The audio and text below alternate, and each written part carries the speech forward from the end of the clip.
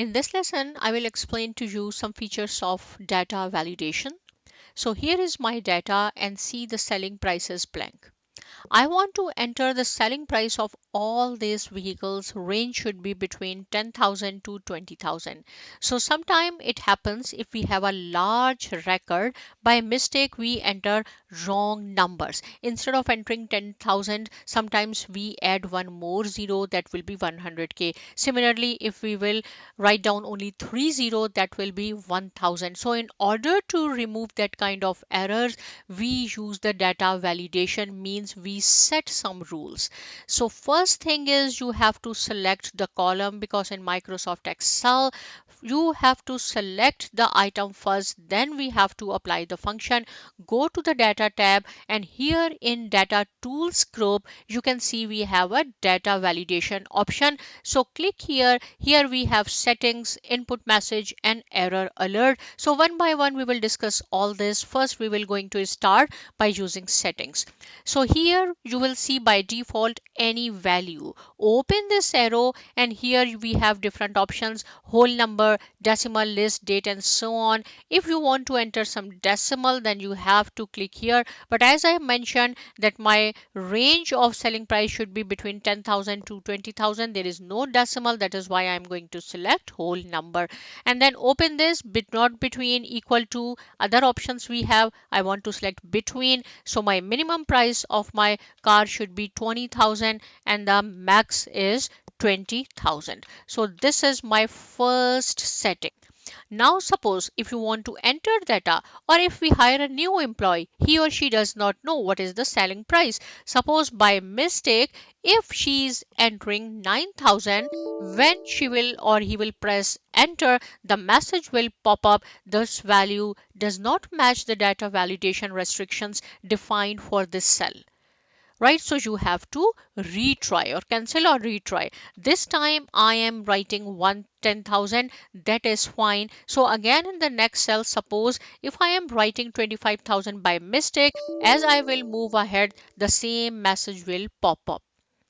So suppose if we forget what was the range, instead of going to check their data validation, if we have a new employee, so what we have to do, we will set another rule. What is that rule is? Okay, select again this range, go to the data validation. Second is input message. Click on the input message, and title of input message, whatever you want. I said selling price range, right? And here I will mention that 10,000 to 20,000. Make it simple, right? Whatever you can write down here. So okay, so if suppose anyone can enter data in any cell, always this message will be there: selling price range 10,000 to 20,000. So in this way there are less chances for error, right? So again, wherever you go, right? So it is easy. Now we will talk about the third rule. Again selected, go to the data validation, and third one is error alert. So what error alert does for us, see here by default you will see stop. This cross means stop. If I will open, I have a warning option, right? This is the warning, this is the information, it's up to you, but I said I am going to use a stop here. Title, okay, title I said selling price, right? And here I will write down the message: please enter between 10,000 to 20,000.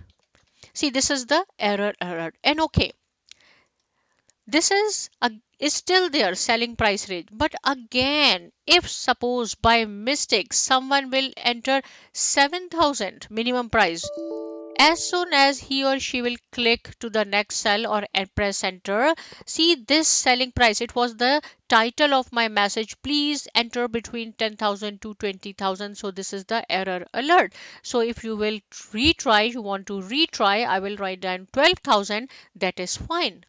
Same thing if I will write down one more thing, even though we have this message or setting here, but this is the error alert. We have set the error alert as well. right? So if you do not want to click on data validation from here, if you want to use your keyboard, then you have to press Alt plus D plus L. By pressing Alt plus D plus L, you can have the same window, this one, right? Now this is your job that you have to practice by using decimal, or right, or from here greater than, less than, whatever. I hope this lesson is clear. Please practice it. Subscribe to my channel, and thanks for watching.